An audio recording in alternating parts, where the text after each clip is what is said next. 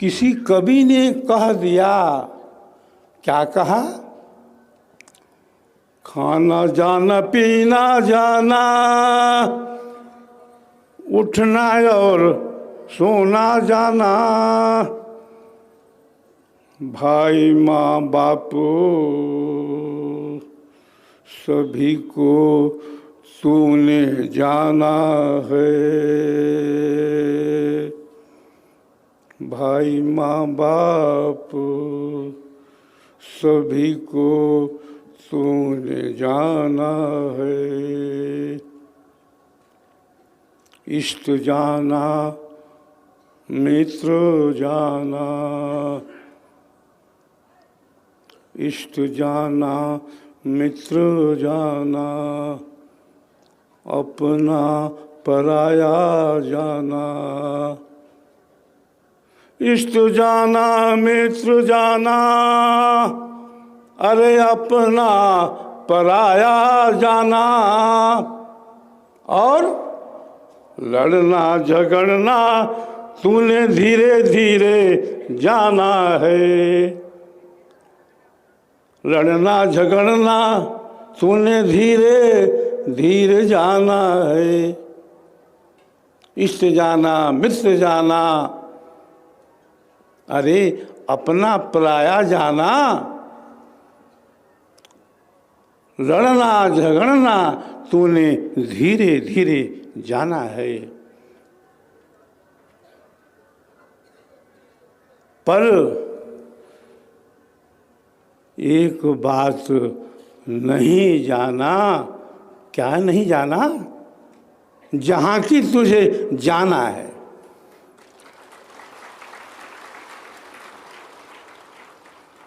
तो जहाँ पर जाना है उसकी तो कोई तैयारी अभी तक नहीं है। तैयारी उसी की हम कर रहे हैं जो तैयारी कुछ समय के लिए है, कुछ काल के लिए है।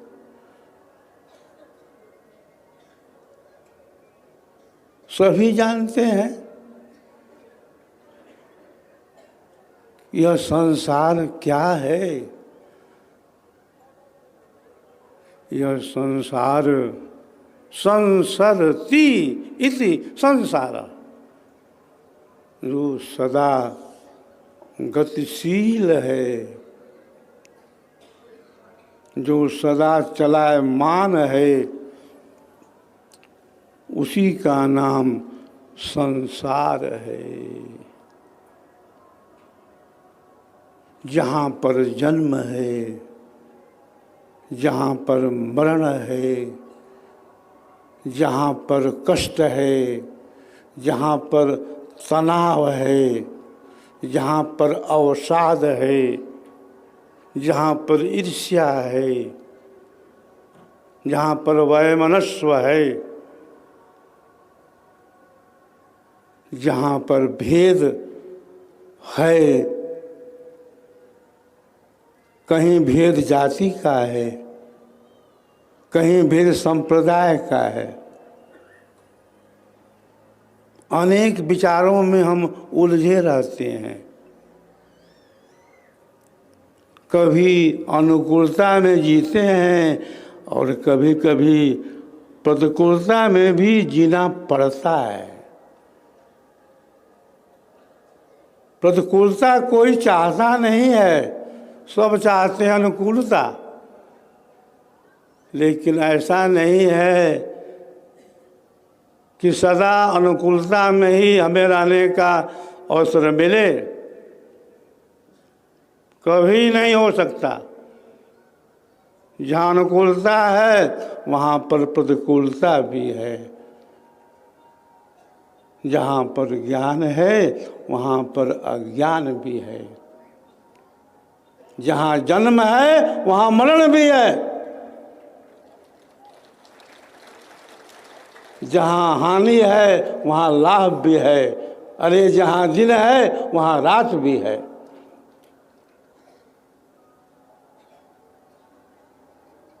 प्रतिकूलता में भी अनुकूलता कौन खोजता है? जो विहंगम योग का साधक होता है, वो प्रतिकूलता में भी अनुकूलता ढूंढ ही लेता है। और जब ढूंढ लेता है तो फिर क्या होता है? मस्त हो जाता है। मन मस्त हुआ तब क्या बोले, मन मस्त हुआ तब क्या बोले,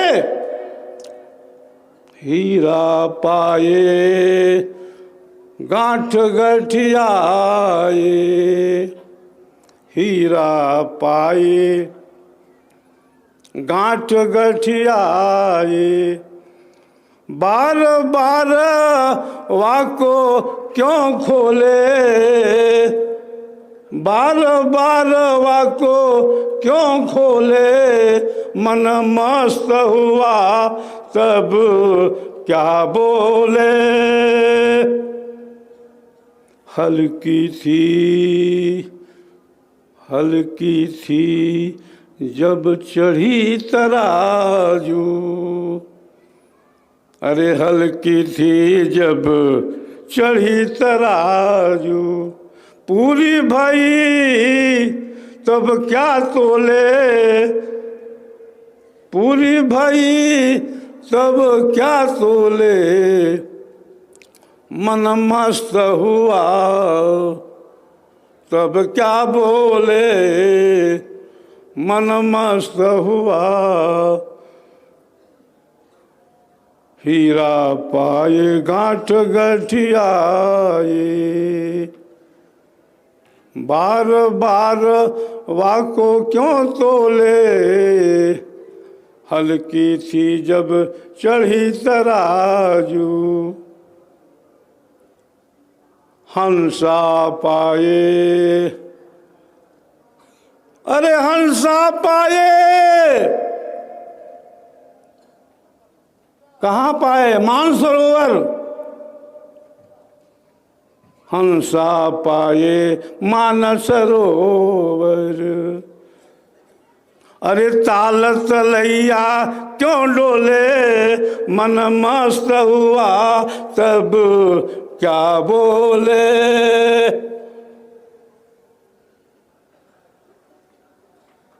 वो योगी जो है वो मस्त हो जाता है। प्रतिकूलता में भी अनुकूलता ढूंढता है और ढूंढ ही लेता है, चाहे हर्ष हो चाहे शोक हो, अवसाद हो चाहे खुशी हो, उसको कोई चिंता नहीं है। वह तो मस्ताना योगी हो जाता है। तो विहंगम योगी जो है मस्त फकीर है। सद्गुरुदेव के समक्ष दो सेवक आए। उस समय सद्गुरुदेव वृत्तिकूट आश्रम की गुफा में साधना कर रहे थे।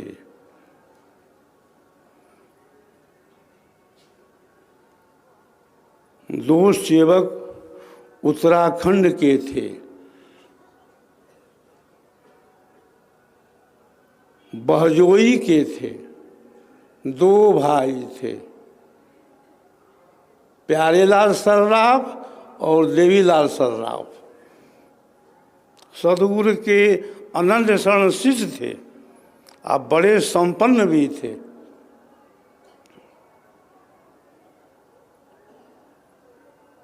सद्गुरुदेव के पास पहुंच गए।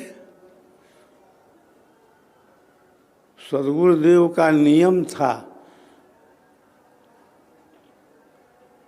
कि दिन में हमसे कोई मिलने नहीं आ सकता,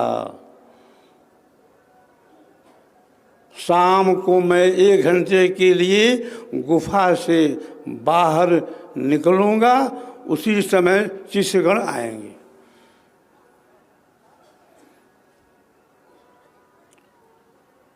शाम का समय था, सदगुरुदेव गुफा से बाहर निकले तो सबसे पहले जो सेठ जी थे, दोनों भाई वे मिले।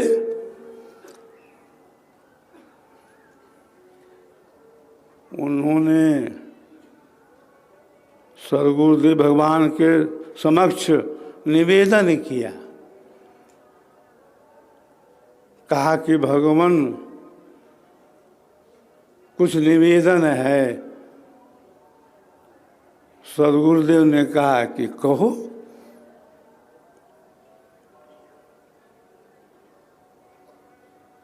तो सेवक ने क्या कहा, स्वामी जी आपकी यह जो गुफा है ना, ये कच्ची है, इसमें ठंड है, सीलन है, जाड़े का मौसम है, आप इसमें दिन रात तपस्या करने में लगे हुए हैं। हमको दुख होता है, दुख इसलिए होता है कि हम आपके शिष्य हैं, आप हमारे भगवान हैं, सदगुरु हैं। आपका जो कष्ट है मुझसे देखा नहीं जाता। सदगुरुदेव आंखें बंद कर लेते हैं,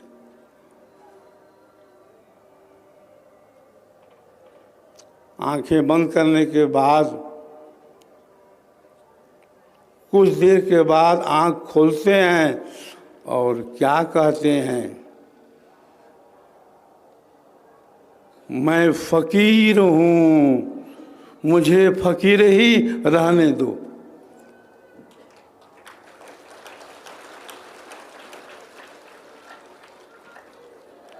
वो तो दोनों सेठ थे, पैसे वाले थे, संपन्न थे, और इतना ही नहीं, वो राशि ले करके आए थे कि सदगुरु का जब आदेश हो जाएगा इस कच्ची गुफा को हम लोग पक्की बना देंगे। तो उन्होंने थैली भेंट कर दिया सामने में।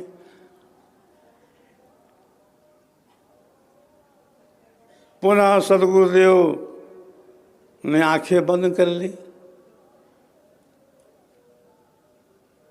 5 मिनट के बाद फिर आंखें खोल ली।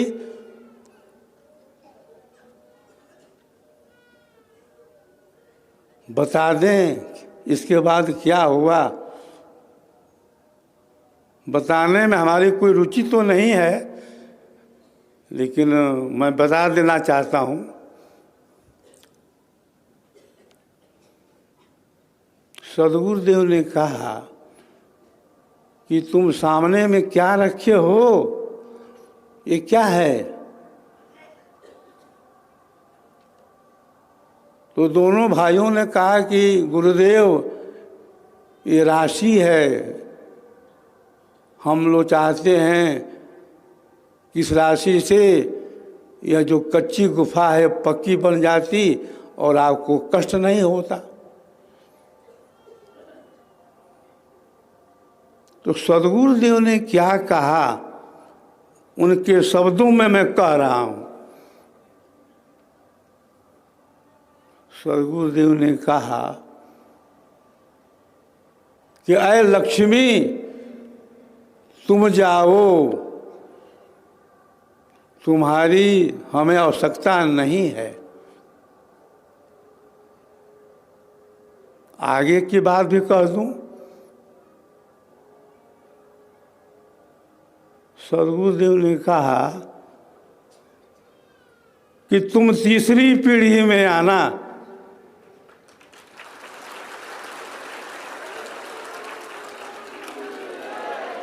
अय लक्ष्मी, तुम तीसरी पीढ़ी में आना, उस समय तुम्हारा स्वागत होगा, उस समय तुम्हारी आवश्यकता पड़ेगी। मैं तो फकीर हूँ, मुझे फकीर ही रहने दो।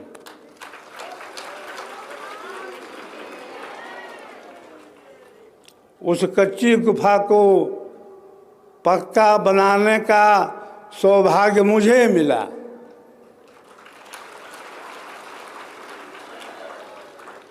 इसलिए मिला कि सदगुरु ने कहा था कि अरे लक्ष्मी तुम जाओ, अभी तुम्हारी कोई आवश्यकता नहीं है। अरे तुम तीसरी पीढ़ी में आना, उस समय तुम्हारा स्वागत होगा, तुम्हारी आवश्यकता पड़ेगी। तो मैं तो बहुत ही सौभाग्यशाली अपने को मानता हूँ कि सदगुरुदेव की कच्ची गुफा को पक्का करने का सौभाग्य सदगुरु ने हमको दिया।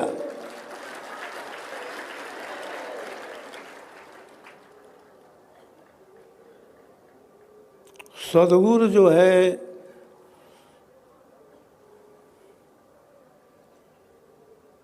एक सत्ता है।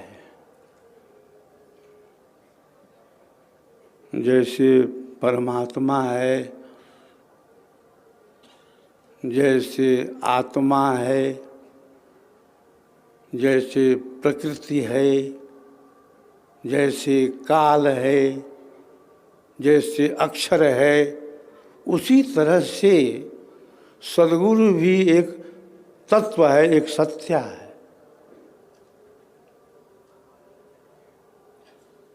सद्गुरु जो शक्ति है वह दो रूपों से कार्य करती है, व्यक्त रूप से भी और अव्यक्त रूप से भी। सद्गुरु की जो शक्ति है सर्वत्र कार्य करती रहती है। सद्गुरु की पहचान बड़ा ही कठिन है।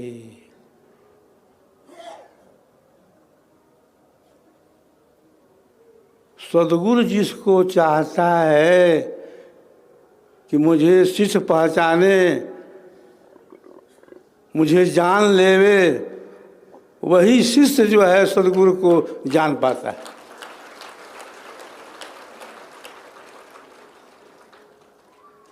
सद्गुरु चिन्हो रे भाई, सद्गुरु को पहचानना और सद्गुरु के मार्ग पर चलना सबके बस की बात नहीं है।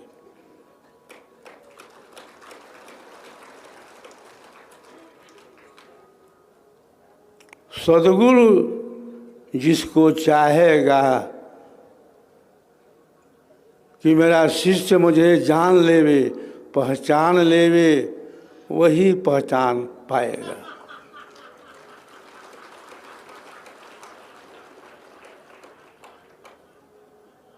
कहीं पर 12 कला है, कहीं पर 16 कला है, और विहंगम योग के अंदर तो 20 कला है।